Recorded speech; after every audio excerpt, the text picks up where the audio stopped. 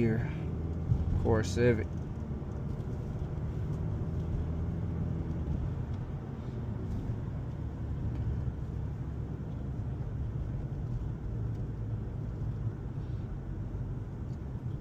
Nevada Southern Detention.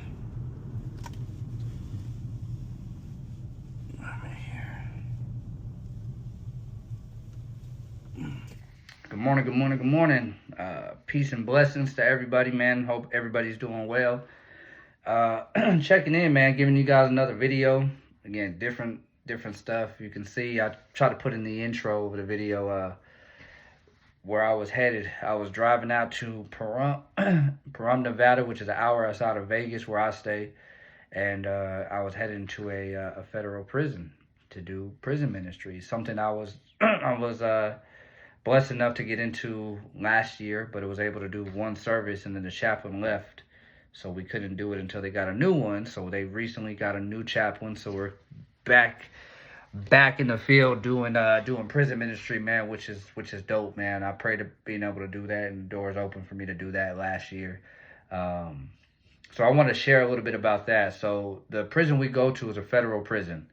I went earlier this week, and usually when you go, they tell you what unit. So they'll, hey, it's like G4, whatever. And they'll say, hey, that means it's the women's unit.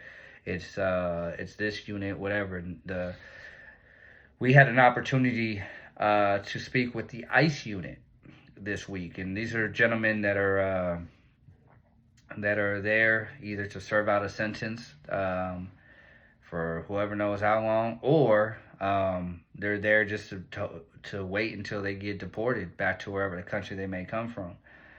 And wherever people stand politically, if you're watching this, you left, right, Republican, Democrat, all that stuff, it don't matter. That's beyond the point. But man, like these men like really opened up and shared. And a few things I want to tell you that they shared. Like one was just saying how he shared that he feels his faith right now is on the line because he's so unsure of his future or what's going to happen. Because he's like, I'm not sure if I'm going to be here or if I could be sent back to, the country he came from tomorrow. If there's going to be another executive order. He was like, we don't know what's happening. He was like, man, it's a lot of stress and anxiety. And he was saying all day, I guess they play Fox News in their unit. So he's like, so we're kind of seeing it all day. He's like, it's weighing on our mind. He's like, man, I'm just a lot of anxiety. And he's like, I feel like my faith is, my faith is in jeopardy. So that was big that he shared that. And then another guy was there. He's like, hey, I think we all feel the same. He's like, but I also feel like the church has failed us. He was like, he was saying that he feels a lot of the people who are in the administration probably would be conservatives and Christians, and it's like, hey, I feel like the narrative they're painting of people like them, the gentleman that we're ministering to in the prison, he's like they're painting a picture of them as the worst of the worst, and we don't get into like their cases. We're not allowed to. Like that's not what we're there for. So we don't know what they're there for, and to me, it's like it's irrelevant to me. But he was saying, it's like, man, he was like, we feel like the church doesn't care about us. And so he meant like, hey, it means a lot that we go out there, and they're excited the fact that we're able to go back now. But man, just as a Christian, man, like I said, I'm not into politics. I don't get into all that really. But just seeing other men, other image bearers of God, share these type of things with us, man, it was like, man, it brought out empathy, and I was like, man, it was heartbreaking. And it was just sharing, like when he says, hey, I feel like my faith is in jeopardy. The only thing I could do is share, when Jesus was talking to Peter, he was like, the devil desires to have you and sift you like wheat. But I prayed for you that your faith won't fail you. But he also said that when you're converted, you will strengthen your brethren. So I was just sharing them like the important, like, hey, like, these trials and tribulations,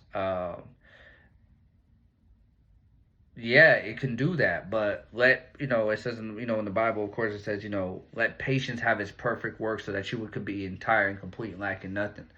So just encourage them to hold on, just to, don't lose the faith.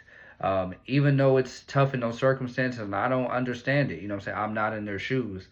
But understanding and telling them was like, look, you have a high priest, you have a mediator, who does understand, what I'm saying? And go to him in prayer and trusting in him, knowing that he does understand and he knows all things, he sees all things, and he can comfort you in these times. Sharing those things with them.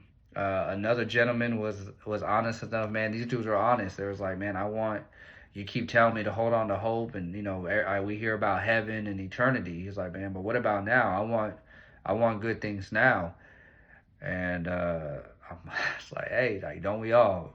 It's like, but just telling them, it's like, man, it's like those things can come, but you gotta, even if you get those things, we all, even if you get the things that you want, what about the things that you need as far as being more patient, more loving, being more graceful? Now sharing them is like, it is our responsibility.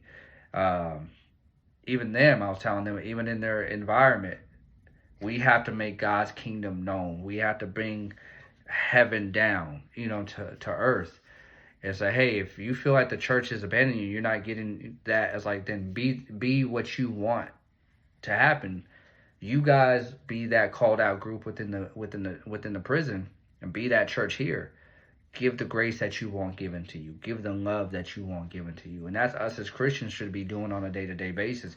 Not be worried about, oh, you're a Republican or Democrat and none of that kind of stuff like that. Like, that stuff's irrelevant.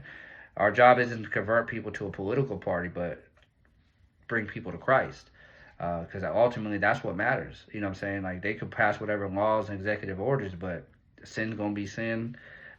Criminals could be criminal people. We're all going to break the law, whether it's man's law or God's law. And that's where we need Jesus and the Holy Spirit to come in and remake us and regenerate us, man. So, man, I really just wanted to share this video and just kind of say, like, man, like, I'm like, this is what I needed. The whole apologetics thing, unfruitful, argumentative, brings out a lot of pride in people, just trying to one up people. But having a conversation with those men in the prison was very fruitful for me. And then they stated, it's like, man, like, this is what I think this is gonna probably be.